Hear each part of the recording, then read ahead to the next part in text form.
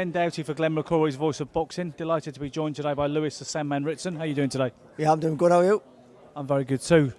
Lewis, you were saying up there on the dais that you possibly, with hindsight, should have moved up to light welterweight before now, maybe before the last couple of fights. But things were going well. You were blowing people away.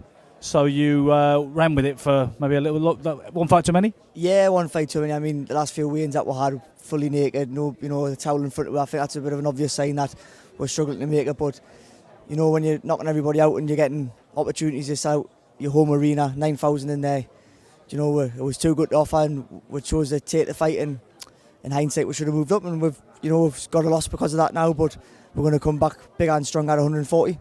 I believe you were a welterweight in the amateurs, from what my sources tell me. Yeah, I was a welterweight and even sometimes light middle. So, I was carrying a bit in the amateurs. And when I started turning pro and started training full time, the weight just seemed to come off. And being a pro about 3.5 years now, and we've been at lightweight for that 3.5 years. And I think it was just too much now to make it.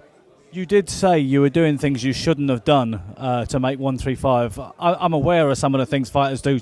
They dry themselves out. Would you care to elaborate for the benefit of viewers? Well, I don't want to start making excuses because I've been beat, but drying out, making myself be sick, not drinking, not eating, starving myself, things like that. So we've done that there. We've done it now. Now we're at 140, and I've trained with Neil Fano full time now. He's shown us how to do it properly, and I believe that you'll see 100 times better Lewis Ritson on Saturday night. You don't want to make excuses. I'll take that on board. But did Patera surprise you at all? I know I don't want to dwell on this. We will talk about the future. But did he surprise you at all with the level of quality, or do you honestly feel that a healthy Lewis Ritson would not have struggled unduly with him? I said it before the fight, and I'll say it now. I believe a fit and healthy Lewis would have been the first person to stop Patera. I do. I didn't underestimate him at all. We knew that he was going to come. He was fit as anything, throws punches and bunches, and he's got a bit of boxing skill to him, but it just wasn't a fit and healthy Lewis Ritson, and that was all I can say about it, really. In the gym, do you feel strong? Because obviously you're a massively strong lightweight because of your size and natural strength, but do you feel even stronger in the gym at 140 pounds, not having to do those things? Yeah, I feel massively stronger. We were losing my power, really going to lightweight, doing what I had to do to go to lightweight, and we've seen the sparring sessions in the train that I'm 100% strong at 140. How much do you know about the opponent Benitez on Saturday night? Have you studied him at all? No, I just leave that to the coaches and the team and see what they think of the night. And like Neil says, if you bring your A game, then that's what we'll take it off, and we'll have the first couple rounds to watch him and see what he brings, and we'll take it from there.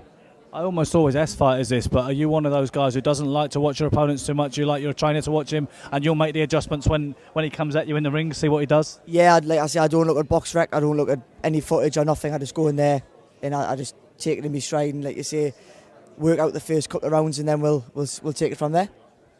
I know you won't be looking ahead Saturday night. Fighters never do if they've got the right mindset. But looking at the light welterweight picture domestically and on a world scene, what sort of opportunities are you looking forward to or contemplating there? Well, we'll be keeping an eye on the Joe Hughes and Robbie Davis fight next week. We've won the British at lightweight and kept it outright. And we don't want to go over old ground really. We're going to move to lightweight and we want the winner of that fight. Sure. I mean, it's funny. Joe Hughes, it seemed to sneak up on people, didn't he, with that European title win?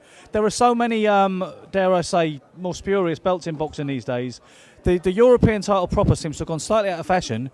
But it's hard for you got beat for under whatever circumstances. Ted Cheeseman got soundly beaten for it. It seems to mean less, but it's never an easy fight, is it, for the European? No, well, it's the proper European. If that's opinions, then most fighters would probably rather go for that. Like WBO European, IBF European. It's not the ABU European. It's not the real one, is it? And that's, as a fighter, that's the one that real fighters want to go for, and you'll fight the harder opponents for them, but you'll get less recognition for it. But Robbie Davis and Joe Hughes is going to be a great fight next week, and we'll be keeping a close eye on it.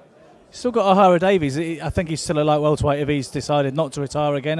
Do you ever watch O'Hara or wonder about yourself and him in a mix at some point? Well, we were going to fight each other at lightweight for the English title, but he ended up pulling out with the purse bids, and then we did, and we both went down different routes. So, if it's a fight that's offered, we're not avoiding anyone. If the money's right, we'll fight anyone.